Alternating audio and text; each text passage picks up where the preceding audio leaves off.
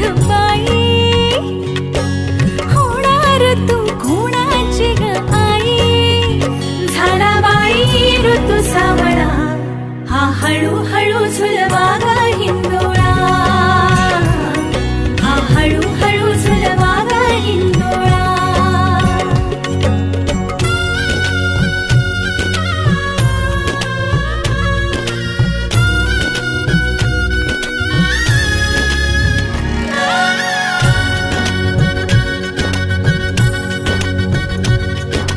जन्मास्तुरीचा लाभला,